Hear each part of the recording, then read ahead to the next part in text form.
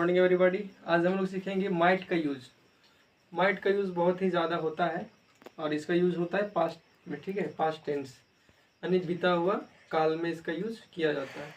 तो देखते हैं माइट का यूज़ कैसे होता है, क्या क्या चीज़ के लिए किया जाता है इसका यूज़। तो इसका यूज़ सबसे पहले हम लोग यहाँ पे देखेंगे कैपेसिटी, पॉसिबिलिटी और एबिलिटी के लिए यूज़ होता है, लेकिन 50-50% इसमें शक के भावना से देखा जाता है, यानी अंदाज़ा लगाया जाता है उसके बारे में। यानी परसेंटेज जो है वो 50% है, यानी हो भी सकता है और नहीं भी हो सकता था, यानी था थी रहेगा।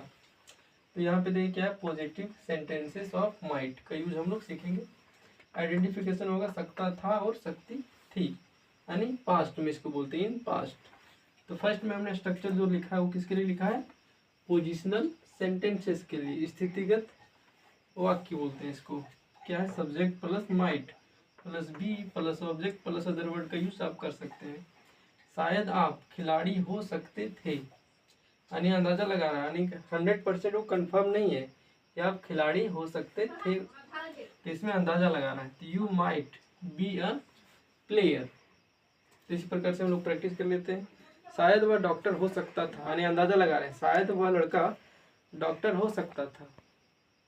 That boy might be a doctor, शायद गीता नर्स हो सकती थी।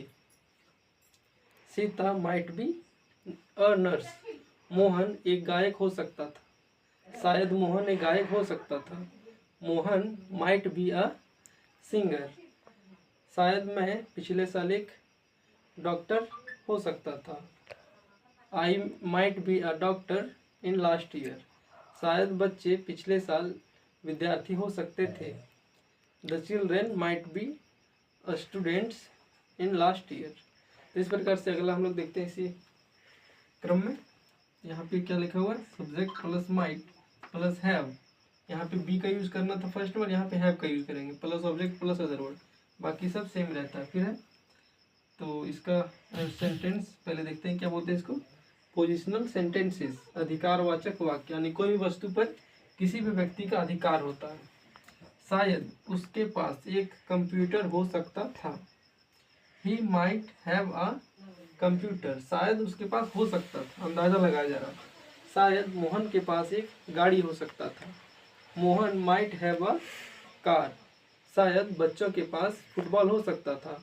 The children might have a football, बच्चों के पास गाड़ियाँ हो सकता था। The children might have cars, बच्चों के पास कहानी का किताब हो सकता था। The children might have story books.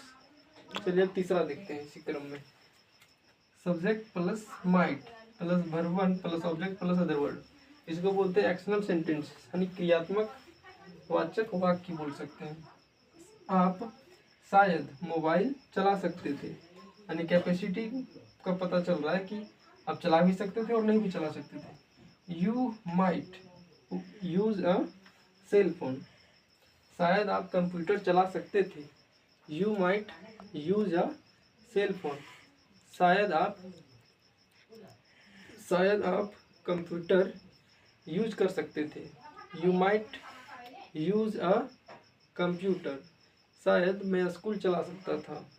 I might run a school, शायद मैं एक गाड़ी खरीद सकता था।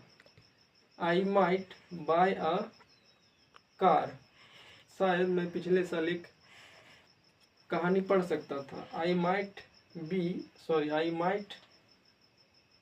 Read a story last year. इसी प्रकार से प्रैक्टिस करते रहेंगे हम लोग। तो अगले वीडियो में और भी कुछ सीखने की कोशिश करेंगे, ठीक है। तो इस वीडियो में इतना ही सीखेंगे और अगली वीडियो में नई चीज़ का कुछ सीखने का प्रयास करें, ठीक है। Thank you all of you.